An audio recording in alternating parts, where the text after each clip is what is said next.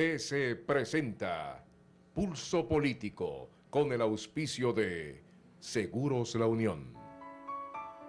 La Unión, la compañía nacional de seguros más antigua del país. Un sólido motivo de confianza. Seguros La Unión. www.seguroslaunion.com.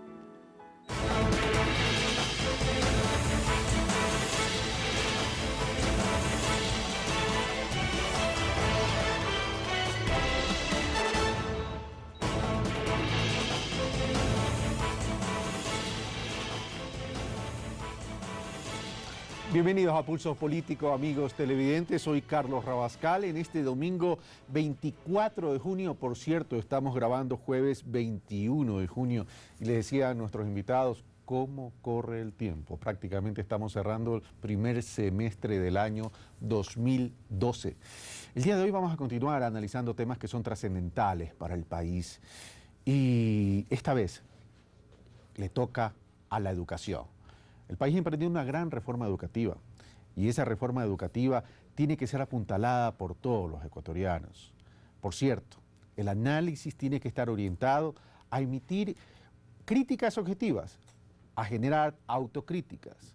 Y lo cierto es que todos debemos remar en función de que la educación en el Ecuador logre aquello que decía Simón Bolívar, la equidad. Acordémonos que el pensamiento de Bolívar era el único camino hacia la equidad es la educación. Ustedes sabían, amigos televidentes, que en los objetivos de desarrollo del milenio está lograr la enseñanza primaria universal, asegurar que en el 2015 los niños y niñas en todo el mundo puedan terminar un ciclo completo de enseñanza primaria. Todavía hay 69 millones de niños en el mundo no escolarizados, pese a la aceleración de la matrícula.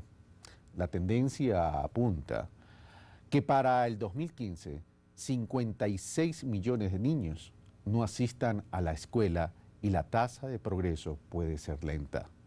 En el Ecuador, en promedio, una persona indígena tiene 2 años menos de educación que el promedio nacional, mientras que niñas indígenas pobres tienen 4 años menos. Esto dice la UNESCO en septiembre, o dijo la UNESCO, perdón, en septiembre del 2010. Pero para determinar y hacer esta evaluación sobre las reformas educativas en el Ecuador y cómo estamos de cara a las metas del milenio, conozcamos con quiénes vamos a desarrollar esta importante temática. Mónica Franco Pombo, magíster en Ciencias de la Comunicación, doctora en Ciencias de la Educación, viceministra de Gestión Educativa. Soledad Mena, licenciada en Sociología y en Ciencias de la Educación, magíster en Gerencia Educativa, coordinadora pedagógica del Programa de Escuelas Lectoras de la Universidad Andina Simón Bolívar, sede Ecuador. Milton Luna Tamayo, historiador, consultor en educación de la UNICEF y de la UNESCO, coordinador nacional del Contrato Social por la Educación. Gracias, señora viceministra Mónica Franco, gracias, Milton Luna, por además haber propuesto el tema y por habernos enviado ese libro que nos generó mucha curiosidad, por cierto. Y gracias, Soledad Mena, por estar con nosotros en este pulso político para desarrollar este tema que nos debe importar a todos los ecuatorianos. Si queremos realmente un país que esté orientado hacia el desarrollo, invirtamos entonces en la educación. Y no solamente me refiero a recursos económicos, sino a esfuerzos, a ideas, a apoyar a todo este tema relativo a cómo estamos formando y educando a nuestros niños. Para comenzar entonces el desarrollo de este tema, los invito a ver el siguiente video introductorio que nos ha preparado Carlos Andrés Núñez. La Constitución ecuatoriana señala en su artículo 26 que la educación es un derecho de las personas a lo largo de su vida y un deber ineludible del Estado. Constituye un área prioritaria de la política pública y de la inversión estatal, garantía de la igualdad e inclusión social y condición indispensable para el buen vivir. Nosotros estamos en un proceso de transición desde una sociedad que está básicamente sustentada en un paradigma que privilegia el tener por sobre el ser. Y estamos reemplazando este paradigma por un nuevo paradigma que tiene que ver con el ser, es decir, primero el desarrollo del individuo, de las misiones trascendentes, del sentido de vida de las personas. En los 3 niveles el Estado garantiza la educación gratuita. Esto es un avance importante dentro del proceso de cambio. Por ello, tiene la obligación de administrarla mediante políticas adecuadas. Hay que recordar que la educación es un bien público. Esto es política de Estado, ya no es una política de gobierno, esto es política de Estado que va a permitir cambios estructurales en la educación. De ahí que en marzo del 2011 entró en vigencia la Ley Orgánica de Educación Intercultural, que, entre otras cosas, establece la evaluación integral como un proceso permanente y participativo del Sistema Nacional Educativo. Tenemos unos determinados estándares y esos estándares se irán evaluando periódicamente de tal manera que se pueda certificar a los establecimientos como del buen vivir. La idea de este proceso es orientar y organizar, porque en definitiva la educación en este país colapsó. De hecho, miles de maestros de todo el país han sido evaluados por disposición de esta ley. Y se ha modificado también el mecanismo de remuneraciones con el fin de dar privilegio a la meritocracia. Una de las cosas que detectamos es que quienes ya sentían que tenían menos aptitudes en función de sus resultados del examen nacional de ubicación para la educación superior, ellos eran los que buscaban ser docentes de escuelas y colegios, o sea, buscaban carreras vinculadas a la educación. Nosotros estamos cambiando completamente esa lógica y estamos enviando el mensaje de que ser un formador es un privilegio. Y así comenzó un camino que busca cambiar radicalmente el sistema educativo del Ecuador. Ahora es un sistema articulado y es un sistema integrado, en el cual participan educación primaria, educación secundaria y nivel de educación superior. Hoy prácticamente en este conjunto, en este sistema, se integran también padres de familia, estudiantes, profesores. No se trata solo de tener más niños o jóvenes en las escuelas y colegios, se trata de que cuando van a estos establecimientos, vayan a establecimientos con una infraestructura adecuada. Se trata de un proceso a mediano y largo plazo que busca cambiar profundamente la educación en el Ecuador. Sin embargo, aún queda mucho por hacer, pues el reglamento de la Ley de Educación Intercultural aún está pendiente. Mientras tanto, en los próximos meses continuará la evaluación a los establecimientos educativos de primaria, preprimaria y secundaria a nivel nacional. Carlos Andrés Núñez, Pulso Político.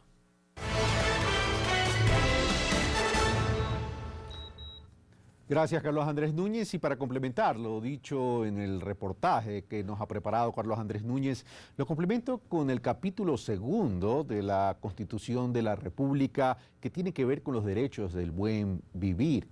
Y en la parte pertinente a la educación, el artículo 27 de la Constitución dice: la educación se centrará en el ser humano y garantizará su desarrollo holístico. Pongamos atención a esta palabra, holístico, en el marco del respeto a los derechos humanos, al medio ambiente sustentable y a la democracia. Más adelante, no lo voy a leer completo, dice: estimulará el sentido crítico. Pongamos atención también aquí. Estimulará el sentido crítico, el arte y la cultura física, la iniciativa individual y comunitaria y el desarrollo de competencias y capacidades para crear y trabajar. Repito esta última parte: el desarrollo de competencias para crear y trabajar. Comienzo con la señora viceministra. ¿Cómo está? ¿Qué Buen día. tanto diferencia en la práctica lo dicho por el artículo 27 de la Constitución de la República? Muchas gracias por estar con nosotros en Pulso Político. Mónica Franco. Gracias a ustedes por invitarnos. Ciertamente el proceso educativo que estamos llevando adelante está impregnado de una serie de objetivos que apuntan a lograr el buen vivir como ese principio constitucional basado en el Summa Causae, que es una concepción ancestral de los pueblos originarios de los Andes y que ya concretamente en el ámbito educativo busca que nuestros estudiantes tengan la posibilidad de alcanzar un desarrollo integral, que es lo que se conoce como un desarrollo holístico. Ahora bien, ciertamente no hemos logrado aún todos los cambios necesarios dentro del sistema educativo público y también dentro del sistema educativo privado, con el objetivo de que los resultados de los procesos educativos apunten a consolidar esa visión que tenemos del buen vivir, enseñar a los niños y a los adolescentes una práctica de vida solidaria, tolerante, creativa, que construya una nueva ciudadanía. Es parte del compromiso que estamos asumiendo, pero es también parte de un proceso que está desarrollándose con cada una de las propuestas que el Ministerio de Educación ejecuta. Gracias, Mónica Franco. Voy donde, primero, las damas, Milton, me das la licencia para ir donde doña Soledad. Soledad, estamos hablando que el artículo 27 dice que se estimulará el sentido crítico, la iniciativa individual y comunitaria. Esto es importante, individual y comunitaria. Estamos hablando de vivir en colectividad, pero crear y generar trabajo, espíritu de emprendimiento, espíritu empresarial, si se quiere llamar, es decir, espíritu de desarrollo. Si viene lo dicho por el artículo 27, o lo estipulado, perdón, porque la Constitución habla a través de la letra escrita, pero por lo estipulado por la Constitución en el artículo 27, nadie podrá ponerse en contra de aquello, porque es un lineamiento fundamental, básico para el ser humano. Las políticas en que está ejecutando el régimen en este momento, ¿están apuntando a lograr esto? Yo pienso que las intenciones que tiene el Ministerio de Educación son excelentes, o sea, la propuesta es excelente. Un poco lo que yo veo es que en la manera de cómo llegar adelante, cómo conseguir esos objetivos, yo discrepo un poco con el Ministerio, en el sentido de que los docentes, creo yo, que son el eje fundamental para cualquier cambio educativo. Los docentes son, creo, los que tendrían que llevar adelante toda esta nueva, el buen vivir, la calidad en la educación, hacer que los estudiantes sean emprendedores, que sean críticos, que sean lectores, que sean muy buenos, que hayan desarrollado el pensamiento. Pero yo creo que en este momento lo que ha ocurrido es que al docente, de acuerdo a la experiencia que tenemos nosotros como Universidad Andina, que hemos estado realmente codo a codo con las escuelas más frágiles, de escuelas urbanas, marginales, de escuelas rurales, lo que hemos visto es que los docentes se sienten delincuentes, se sienten perseguidos, se sienten un poco acosados por una serie de normativas, de una serie de disciplinas que no lo toman en cuenta como realmente personas en que la necesidad que tienen es de instrumentarse, tener realmente herramientas para poder enseñar. Ellos, yo creo que la universidad ha hecho una especie de diagnóstico también sobre, en un programa que lleva adelante, que es justamente de enseñanza de la lectura y escritura. En esta propuesta no se puede haber un cambio en el país si no cambiamos también y no somos lectores y escritores también, si los niños chiquitos no aprenden a leer de una manera significativa, no de una manera mecánica, y si no se instrumenta, si no se forma a los docentes en esta nueva visión de enseñar de otra manera. Ahora, los problemas de la educación en el Ecuador han sido, y me está pidiendo punto de orden Mónica Franco, le voy a dar la palabra, pero termino mi inquietud, mi exposición. El tema educativo en el Ecuador ha venido represado durante mucho tiempo, y no solo la educación, muchas cosas en el país han venido represadas durante mucho tiempo. Por tanto, este es un proceso de larga data y creo que comenzó recién en marzo del 2010. Por tanto, va a ser un proceso que va a requerir que todos nos involucremos y la paciencia también tanto de padres de familia como de docentes. Ahora, el tema es, la politización en el sector educativo ha influido para que no haya una comunicación apropiada, adecuada y constructiva para las partes. Mónica Franco, y después voy a donde Milton Luna. Sí, yo quería referirme a los calificativos que se acaban de afirmar hace un momento. Decir que los maestros se sienten perseguidos por las políticas que implementa el Ministerio de Educación, creo que es una afirmación bastante tangencial en relación con lo que realmente ocurre dentro del magisterio. Si nosotros tomamos en cuenta que al 2007 teníamos un magisterio que formaba parte de un sistema educativo público donde no había realmente administración de la educación, donde todo era un caos y donde cada quien hacía lo que podía, como a su libre criterio pensaba que debía hacerse. El Ministerio de Educación efectivamente ha desarrollado, y no solo a partir de la ley, porque la ley, si miramos bien, viene a concretar muchas de las propuestas que se empezaron a implementar en el Ministerio de Educación desde el año 2007. Pero, ¿qué es lo que hemos hecho en favor de los maestros? Primero, nosotros encontramos a una gran masa de docentes totalmente abandonados por un sistema político que no privilegió de ninguna manera la educación en el país.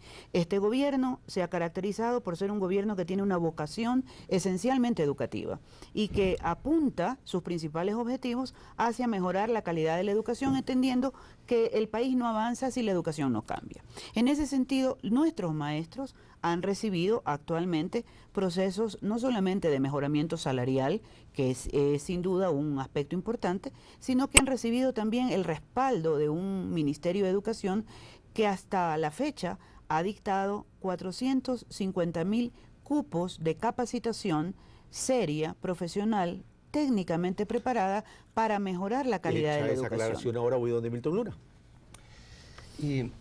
Yo creo que sin duda hay un muy importante viraje y cambio desde el 2007 a esta parte. Es decir, es innegable, hay un énfasis sobre el tema educativo en el país, se ha priorizado el tema de la educación, hay mayor inversión en educación, hay una estabilidad que es importante señalar desde el 2007 hasta, yo creo que desde el 2006 en realidad, porque el ministro que estuvo en el régimen anterior, Raúl Vallejo, actual embajador del Ecuador en Colombia. Es decir, hay un buen momento para la educación. Yo creo que la Constitución y la ley tienen muy buenos principios, grandes objetivos, todos estos que tú los has colocado. El tema básico en este momento es cómo bajar todo lo que se ha señalado y esta voluntad política y estos recursos a la realidad. Y efectivamente, como es un proceso, y además este es un proceso dirigido por seres humanos, yo creo que ahí estamos encontrando ciertamente aciertos y errores. Yo creo que eso es importante anotar. ¿Y cuáles serían esos errores? Yo creo que hay varios muy relevantes, digamos, ¿no? Uno, me parece que el tema de la calidad de la educación, que es un tema altamente importante, todavía, por ejemplo, no lo hemos definido ni consensuado como concepto general para todos los ecuatorianos. Sí, hay una cantidad de cosas importantes que se señalan en la Constitución y en la ley, e incluso el propio Ministerio de Educación ha definido algunos aspectos, pero en términos de concepto no existe y no existe en términos políticos y técnicos consensuados, ¿no? ¿Qué pasa con esto? Si no tenemos, en este caso, el concepto definido, mal pueden definirse los siguientes pasos que lamentablemente en este caso se han seguido dando en el país. Ya vamos a regresar con eso que tú dices que no se ha definido el concepto. Antes de darle la palabra a Mónica Franco, que me ha pedido de nuevo punto de orden, primero me lo pidió Soledad Mena. Sí, yo lo que quiero remarcar, es que la educación, los cambios educativos son cambios culturales, son cambios lentos, que no se consigue con solamente un curso de 20 horas, 40 horas, en donde los maestros van, siguen, pero no, eso no hay un cambio real en lo que es la concepción mismo de enseñanza, la concepción mismo de estudiante que hay. Son procesos lentos, sabemos que son procesos difíciles de hacer, pero son procesos que yo creo que hay que, más allá de la normatización, de la disciplina, de la organización, que yo sí creo que ha habido unos grandes avances, como dice Milton y lo dice también la señora viceministra, son cambios importantes que se han hecho en la parte administrativa, pero ya en la parte de la calidad del aula, de lo que ocurre con el maestro, en la relación con el estudiante, yo creo que sí se ha dejado de lado. O sea, en el sentido, se necesita realmente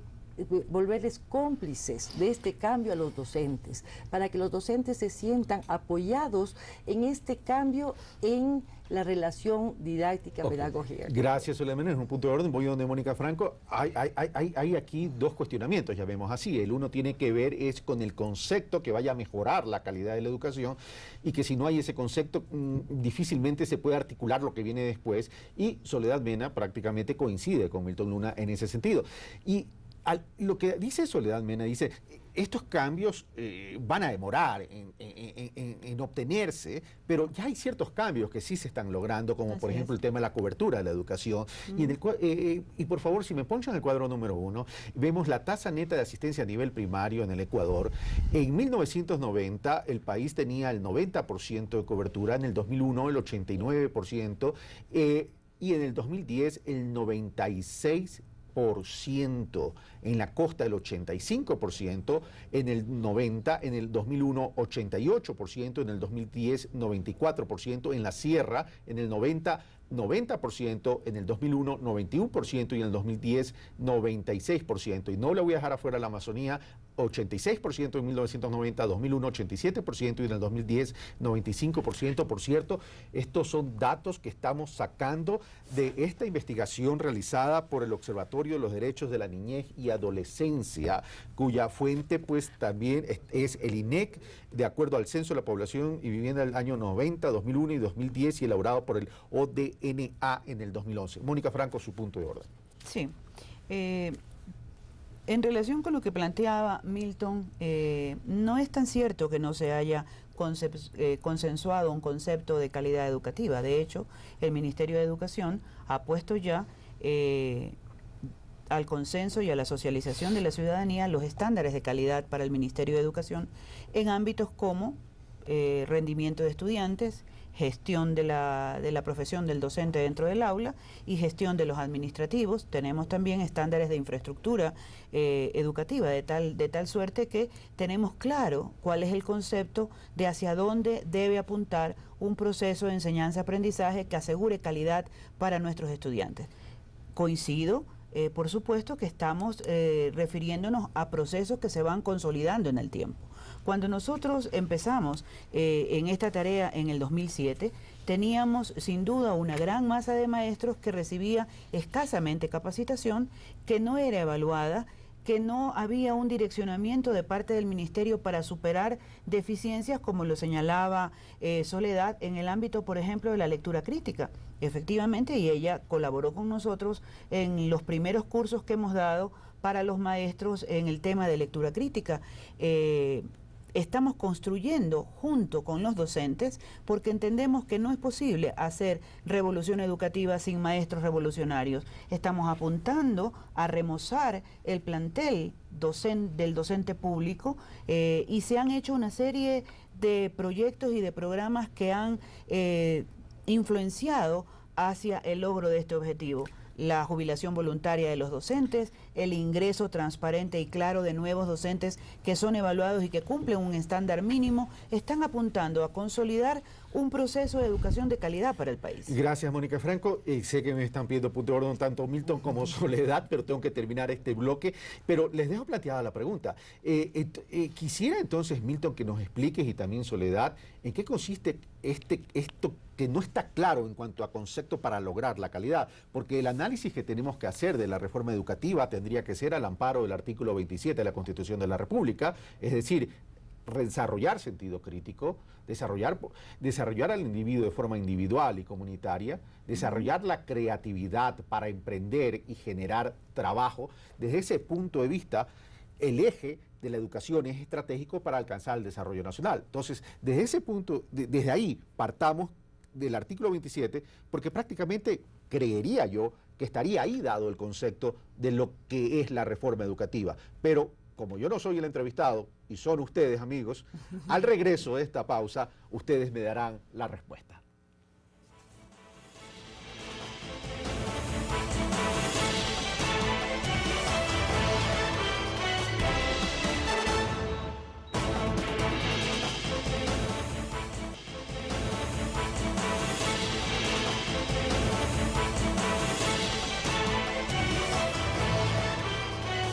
Les recordamos, amigos televidentes, que estamos analizando la educación y el buen vivir al amparo del artículo 27 de la Constitución de la República. Y para aquello hemos invitado a la señora viceministra de Educación, Mónica Franco, a Soledad Mena y a Milton Luna. Bueno, caballeros, damas y caballeros, perdón el orden. Habías pedido, Milton, un punto de orden sobre lo expuesto por la señora viceministra. Sí, y básicamente respecto al concepto, ¿no? A mí me parece que la gran pregunta es de qué se nutre nuestro concepto de calidad o de dónde debería nutrirse nuestro concepto. O sea, en otras palabras, ¿cuáles son las acciones estratégicas para llegar a lo que dice el artículo 27 de la Constitución? Y sobre todo las fuentes, ¿no? Es decir, nosotros creemos que todavía estamos en una etapa primigenia de esa construcción por una razón absolutamente simple, aparentemente simple. Todavía el país no ha construido suficientemente el concepto del buen vivir, ¿sí? Y debería nutrirse filosóficamente, entre otros aspectos, de aquí nuestro concepto de calidad educativa. Otro aspecto sumamente importante, el enfoque de derechos, que está mucho en la propia Constitución, pero dentro del enfoque de derechos esto se desglosa en N cantidad de variables e indicadores. Pero también los avances últimos de la pedagogía y múltiples otras fuentes deberían ayudarnos a construir ese concepto de calidad. Entonces, por esto es que, por ejemplo, en el caso del contrato social, hemos alentado y estamos alentando un debate en el país desde la ciudadanía y queremos incorporar al sector oficial para discutir educación y buen vivir. Pero entendamos qué es la educación. Esto como un argumento importante. Un segundo punto que me parece relevante y que podemos discutirlo también. Creo que sí se está configurando una suerte de proyecto y probablemente sí existe un concepto de calidad educativa en el Ministerio de Educación, pero seguramente sufre o adolece de un tema vital de contradicción. Uno, que necesariamente está nutrido por ciertos rasgos respecto al enfoque de derechos, pero también se nutre de la vieja filosofía del mercado. Entonces, estaríamos nosotros probablemente visualizando un proyecto educativo en ese sentido contradictorio, entre el buen vivir, algunos elementos del buen vivir, enfoque de derechos y alguna ideología del mercado, de la larga noche vieja neoliberal que todavía está presente, lamentablemente, en muchas de nuestras políticas. Ahora, pero el artículo 27 de la Constitución es muy claro y establece un sistema educativo, una reforma educativa más concentrada en el ser humano y olvidándonos de la educación del ser humano para tan solo producir, sino que estamos hablando de una educación de desarrollo integral, ¿no? Es el deber ser. El es todavía estamos... Claro, el deber ser. Tenemos que llegar a ese deber ser, evidentemente. Ahora, sin perjuicio que Soledad Mena tenga su punto de orden, yo quisiera preguntarle lo siguiente. A ver, la percepción de la ciudadanía, no estoy hablando la de Carlos Rabascal, no estoy hablando la de personas individuales, sino de la ciudadanía en su conjunto, porque cuando se hacen encuestas uno ve eso. En el pasado el sector de la educación era un sector tremendamente politizado que estaba manipulado por organizaciones políticas, no digo los nombres porque no quiero afectar susceptibilidades, pero eso es la percepción de la ciudadanía. No estoy acusando a nadie, es la percepción de la ciudadanía. Los profesores no tenían contratos, los profesores tenían sueldos que eran de miseria prácticamente, ha habido ajustes. La pregunta es, en un proceso cuando entramos y nos encontramos con una realidad dramática, ¿no tenemos que ir haciendo camino al andar, Soledad Mena? Seguro, seguro, y eso yo comparto con la viceministra y con el sentir del ministerio. O sea, el trabajo es difícil, es arduo, pero yo sí creo que el trabajo debería ser también colaborativo, o sea, que el Ministerio de Educación se abra a pedir apoyo a las otras organizaciones. La Universidad Andina ha hecho, digamos, tiene como años reflexionando sobre la educación, sobre el bachillerato, sobre la educación básica, y nosotros siempre nos hemos presentado para que que apoyarles 100% justamente en este programa, por ejemplo, de escuelas lectoras, que es un programa en donde hace 10 años se construyó esta propuesta como universidad, que ha sido validado en diferentes escenarios. Yo personalmente he ido al ministerio a decir, úsenos, aprovechen esta experticia, más aún cuando el ministerio asumió la propuesta a nivel de la propuesta diseñada por el Ministerio por la Universidad Andina como parte de su currículum de lengua y literatura. Entonces yo digo, aprovechen, nosotros somos expertos en la capacitación, úsenos, capacitemos a nivel nacional a todos los docentes. Tienen los textos no son capacitados los maestros para aprender, para usar esos textos. Esos textos están arrumados, los maestros no saben porque la propuesta es nueva, es distinta, la concepción de lectura y escritura es otra, pero no ha habido esa acogida a darnos la mano y trabajar juntos en este cambio educativo. Entonces el punto de orden es falta la articulación de las propuestas de otros sectores para incluirlos dentro de la reforma educativa. Mónica Franco.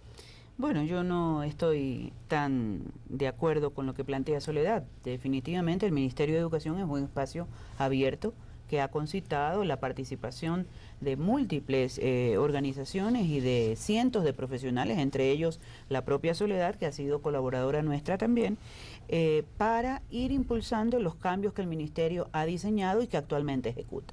Sin duda, una de las mayores preocupaciones del Ministerio ha sido también la de recuperar la rectoría sobre la definición de una política pública, su orientación y su concreción en todos los ámbitos del sistema educativo nacional. En ese sentido, el trabajo que venimos haciendo es un trabajo que escucha, es un trabajo que establece consensos, es un trabajo que de alguna manera busca a todos los sectores también para dar una respuesta efectiva. No estamos trabajando en solitario, esa es una visión, yo diría que un poco desconocedora de lo que se hace al interior del Ministerio. Pero volviendo al tema del buen vivir, que es lo que nos ocupa en esta mañana, para nosotros como Ministerio de Educación, cumpliendo con lo que dice la Constitución y con lo que es mandatorio en la Ley Orgánica de Educación Intercultural, el buen vivir se relaciona con la posibilidad que tenemos nosotros como Ministerio y la obligación que asumimos de ofrecer a nuestros educandos una educación que les permita insertarse dentro de todos los procesos sociales en una situación de inclusión, de equidad, de igualdad, para poder lograr un desarrollo armónico, integral, y que en los años siguientes, cuando ellos sean parte del sistema productivo, también sean elementos positivos dentro del entorno social.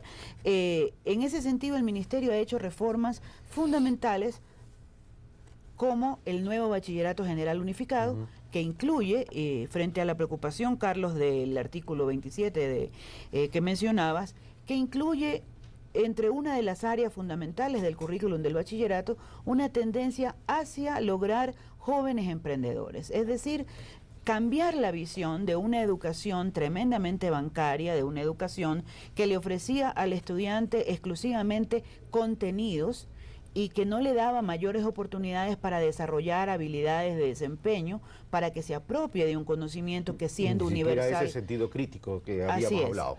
Para que se apropie de un conocimiento que siendo universal necesita ser adaptado a las necesidades de su propio país, de sus propios grupos sociales. Entonces, estamos trabajando curricularmente, estamos trabajando en capacitación de docentes, estamos trabajando en producción de materiales para el aula, y todo ello apunta a garantizar acceso a una educación que tiene que ser de calidad. Que le asegure acceso a oportunidades, es decir, ya no sustentarlos tan solo en el conocimiento, sino también en el aprendizaje. Ahora, veamos el cuadro número 2, que tiene que ver con la tasa de asistencia en niños de 6 a 11 años. Recordemos que el primer cuadro fue la tasa neta de asistencia, estamos hablando aquí la tasa de asistencia en niños de 6 a 11 años, 90, 68%, en el 2001, 68%, y en el 2010, 83%. Es decir, estamos viendo una cobertura. O sea, aquí lo que estamos discutiendo entonces es, estamos reconociendo, hay logros, pero tenemos que potencializar la calidad. En la costa, 68% del 90, en el 2001 72% y en el 2010 81%. En la sierra, en el 90 65%, en el 2001 68% y en el 2010 85%. Y la Amazonía, 56% en el 90%, 2001 66% y en el 2010 83%. Y vamos a ver ahora, antes de ir con Soledad Mena, que me ha pedido también otro punto de orden, vamos a ver un reportaje que nos ha preparado también Mariuxi Rodríguez sobre qué opinan especialistas en la educación sobre todas estas reformas. Veamos. La ciudadanía ecuatoriana, mediante consulta popular, convirtió las 8 políticas del Plan Decenal de Educación 2006-2015 en política de Estado, donde se contempla la creación del Sistema Nacional de Evaluación y Rendición Social de Cuentas del Sistema Educativo Nacional.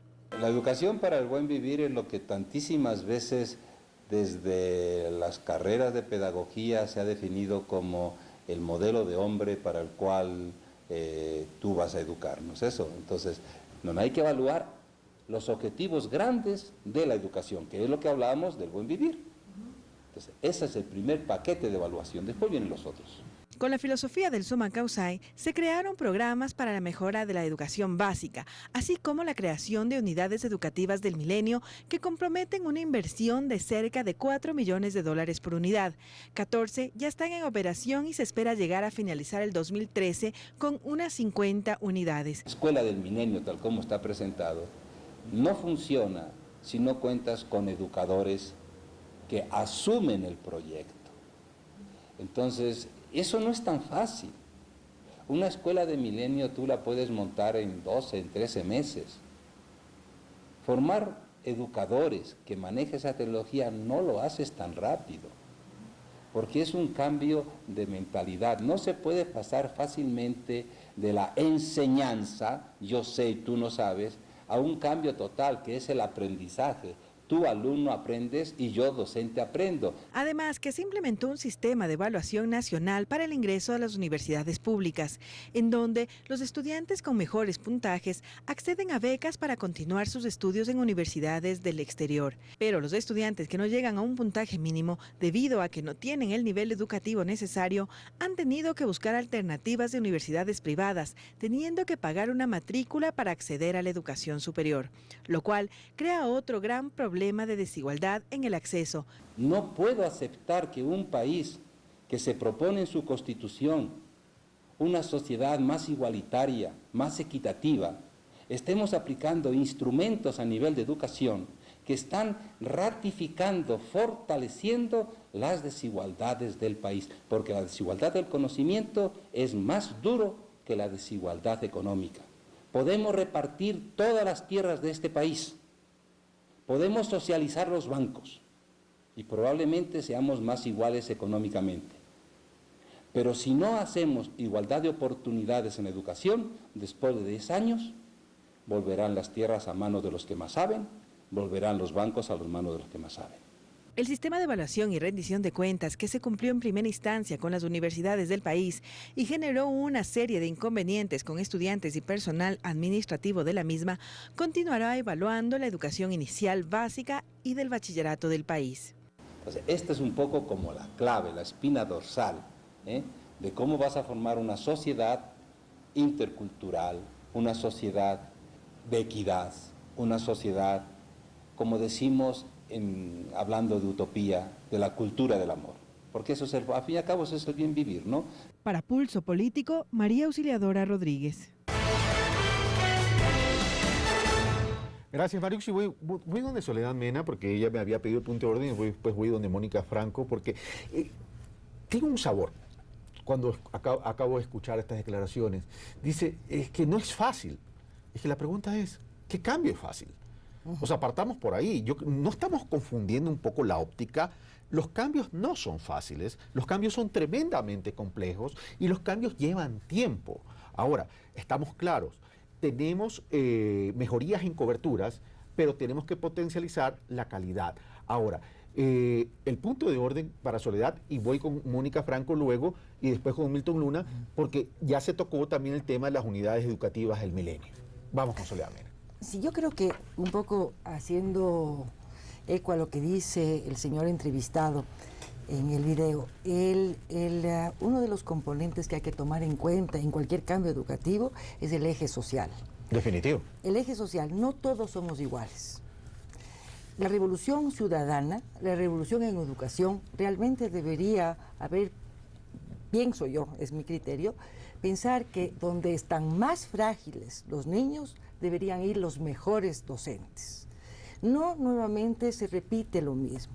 ¿Por qué, pienso yo, tal vez Milton decía la cuestión de la negra noche liberal, la larga noche liberal?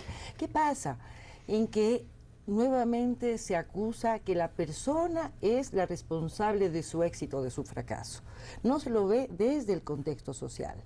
Un niño que en su casa no hay un libro para leer, en donde él nunca ve a su papá ni a su mamá leyendo, donde solamente se escucha órdenes y donde no tiene la posibilidad de hablar, es un niño que no tiene las mismas capacidades, pero no tiene la misma posibilidad de acceso a la lectura y al conocimiento que un niño en otro contexto donde sí se le lee, donde hay bibliotecas, donde ve a sus padres que apagan la televisión para leer. Son contextos totalmente distintos. Que lamentablemente son realidades sociales. Y son realidades sociales. Entonces yo tengo que darme cuenta que este niño en esta situación donde está totalmente carenciado, no va a poder tener una suficiencia verbal para pasar un examen de aptitud para entrar a la universidad. Soledad acaba de poner ahí acaba de hacer una propuesta realmente, es decir, donde existe mayor vulnerabilidad en los niños deben ir los mejores profesores, y debo entender entonces que los otros profesores, porque aquí hay otro sector de profesores, deberían estar orientados a educar a adultos, a lo mejor que tienen que no han tenido acceso a educación. Esa propuesta de Soledad Mena, Mónica Franco. Sí, es una propuesta que el Ministerio de Educación la está aplicando. Recuérdese que nosotros hemos implementado un proceso de evaluación para el docente que está en ejercicio, pero también hemos priorizado un proceso de evaluación muy estricta para el ingreso al magisterio. Y eso da cuenta de algo que la ministra Vidal repite constantemente, el hecho de que estamos tremendamente conscientes de que ser maestro no es tener una profesión cualquiera. Y por lo tanto, los niveles de exigencia para el ingreso al magisterio han sido muy fortalecidos, lo cual nos permite decir que si unimos evaluación de maestro en ejercicio más evaluación previa al ingreso al magisterio, nos da como resultado grupos de maestros que están constantemente motivados para prepararse, para estudiar, para hacer grupos y círculos de estudio. Y eso es importante para un sistema educativo que antes contaba con una plantilla docente que pensaba que su proceso de formación había ya concluido. Ok, Mónica Franco, luego en la segunda ronda vengo con el tema de las unidades educativas del milenio. Voy donde Milton Luna, que quería también exponer algo, pero también tengo una pregunta muy puntual para ti luego. Ya. Por favor. Tengo 2 minutos para cerrar este bloque. De igual manera, reforzar lo que el amigo entrevistado señaló, con el cual yo compartiría. Cuando yo hablo de que supervive... Con lo cual tú compartirías. Comparto, ya, sí. Okay. Y más bien reafirma lo que señalaba anteriormente, que creo que está superviviendo en varias de las decisiones de política del Ministerio de Educación, al menos en el tema de calidad, los nuevos conceptos alrededor del derecho a educación, la nueva pedagogía, junto a los conceptos neoliberales. Y lo segundo, ¿por qué? ¿Hay una coexistencia? Yo creo que existe una connivencia contradictoria, ¿no? ¿Cuál es el ejemplo más importante y es el que destaca el entrevistado? Es el sistema de evaluaciones. El sistema de evaluaciones, en este caso la evaluación estandarizada, ¿no? Ratifica, construye o reafirma a la sociedad segmentada, a la elitización, a la segregación y al reducir posibilidades y oportunidades para la gente. Tú hablas del sistema de evaluación de los educandos.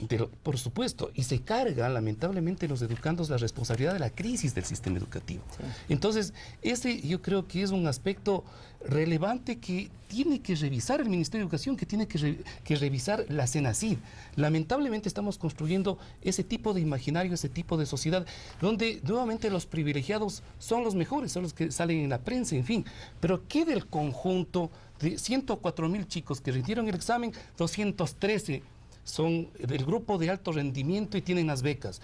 ¿Qué hemos discutido de los 103,000 y pico de estudiantes que no entran en ese grupo? Ahí yo creo que efectivamente debemos seriamente discutir qué tipo de instrumentos efectivos estamos adoptando para reafirmar un modelo determinado de educación en el país. Ese es tu punto. Ahora, ya que tú tocas esto, yo quisiera mostrarle a la cámara este cuadro, este mapa que está en esta investigación que hace el Observatorio de Derecho a la Niñez y Adolescencia, donde está la evaluación de los educandos. El color anaranjado es deficiente, el color verde es regular y los azules son buenos. Miren apenas cuántos azules hay y en qué sectores hay. Pero esa es la realidad que partimos. Mónica Franco y Soledad Mena. Sí, yo creo que respecto a lo que señalaba Milton, habría allí, desde mi punto de vista, por supuesto, una visión fragmentaria. Yo no creo que el aplicar pruebas estandarizadas apunte a resultados de segregación. Por el contrario, creo que el país ha tomado una decisión fuerte, sin duda, que es una decisión de optar por la evaluación y por la medición de los resultados de un sistema en el que el Estado invierte una gran cantidad de dinero y que debe redituarse en obras concretas en cuanto a resultados de profesionales, de nuevas generaciones de profesionales. Lo que tenemos actualmente, y eso creo que nadie lo discute, es que vivimos en un círculo deficitario de calidad educativa. La escuela no alcanza a formar adecuadamente al chico que llega al bachillerato, el chico que sale del bachillerato va a la universidad y el profesional que nos llega como docente a los establecimientos educativos tampoco tiene una muy buena formación. De ahí que hay que tener una estrategia integral. Hay que hacer efectivamente la propuesta del gobierno, no es eludir la responsabilidad del Estado sobre la calidad de la educación, muy por el contrario, es decir, esta es la realidad que estamos viviendo y nuestra propuesta de avanzar y de desarrollar para lograr lo que el marco legal nos exige es esto que estamos haciendo. No puedo terminar este bloque sin darle el punto de orden a Soledad Mena, que me lo había pedido. Yo un poquito quiero reforzar que los docentes fiscales, especialmente, y los rurales, son también parte de este grupo de ciudadanos ecuatorianas que no han tenido acceso al conocimiento. Un poco sí es cierto, o sea, han sido la mayoría de los docentes, algunos docentes que dicen, bueno, no me ha quedado otra alternativa que meterme a ser docente. Pero también quiero recordar también que en mi experiencia he tenido yo muy buenos matemáticos, así a uno, pero que no me enseñaron. En cambio, tal vez una monjita que no era experta en matemáticas, pero que sabía enseñar, me enseñó. Entonces yo digo muchas veces esos estándares de decir si los mejores van a ser, no siempre, tal vez hay justamente la mística, el carisma para enseñar, que muchas veces no está medido en exámenes y que son importantes. Yo creo que sí hay que reconocer que la educación, un ingrediente de la educación muy importante es la relación, establecer relaciones, crear ambientes de aprendizaje, más que el ser un experto en. Yo tengo varios puntos ahí, algunos temas muy puntuales, pero lo tengo que tratar al regreso, pero no me quiero ir del bloque sin mostrar este cuadro, porque igual se han ido.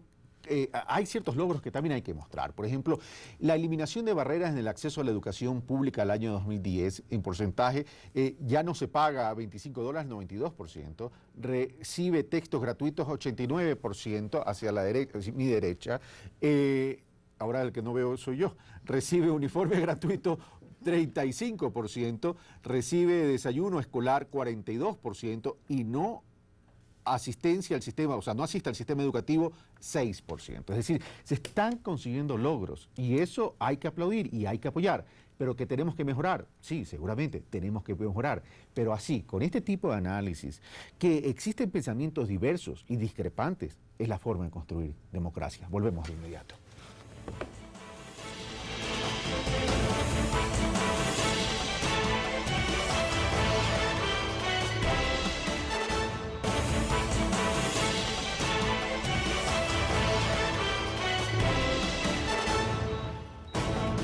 Estamos de vuelta, amigos televidentes. Estamos con Mónica Franco Pombo, viceministra de Educación, con Soledad Mena, licenciada en Sociología y Ciencia de la Educación, magíster en Gerencia Educativa y coordinadora pedagógica de programas Escuelas Lectoras UASBE.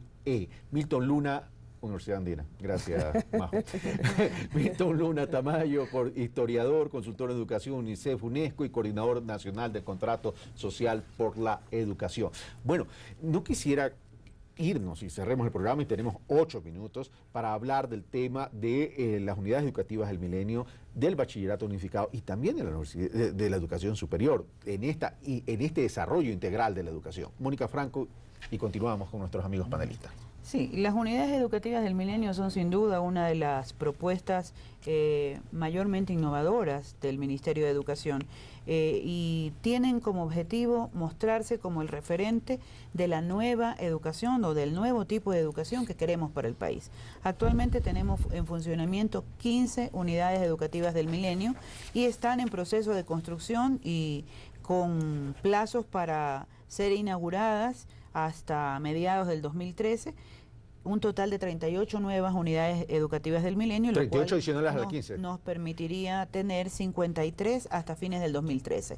Ahora, estas unidades educativas del milenio efectivamente se ubican en las zonas de mayores niveles de pobreza en el país. Hay un criterio, hay una fórmula en base a la cual se decide los sitios donde se ubican las unidades educativas del milenio. Actualmente, con los niveles de cobertura que tenemos, alcanzamos a atender a 7.000 estudiantes en estas 15 unidades educativas del milenio directos dentro de esos establecimientos, pero a su vez atendemos alrededor de 29.000 estudiantes que están, de 140.000 estudiantes que están dentro de las escuelas anexas que se incluyen dentro del circuito de la unidad educativa del milenio. Ahora, pero ahí había la crítica, es decir, tenemos un Rolls Royce de unidades educativas del milenio por establecer una metáfora, no sé si es metáfora o hipérbole ya, pero en todo caso, tenemos un carro de Fórmula 1, pero no tenemos los conductores, no tenemos los pilotos adecuados, apropiados para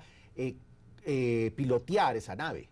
Bueno, estamos dentro de un proceso de implementación de modelos pedagógicos dentro de cada una de estas unidades educativas, que incluye capacitación y especialización para los docentes que están llamados a manejar, por ejemplo, recursos pedagógicos que antes no se tenían y que ahora sí están a disposición de ellos, el usar un microscopio, el usar una pantalla electrónica, el usar material de física, de química que no existía, efectivamente ha requerido que nosotros empecemos a formar a esos docentes para que hagan un trabajo adecuado. Cada unidad educativa del milenio tiene además un proceso de acercamiento sistemático que asegure que lo que se construye allí sean procesos de calidad. Ahora, procesos de calidad. Ahora, esto no tiene que ver con lo que tú decías, Soledad Mena, en el sentido de preocupémonos por los más vulnerables. Sí, a lo mejor todavía no tenemos los mejores profesores del mundo, pero estamos en ese proceso. Y por otro lado,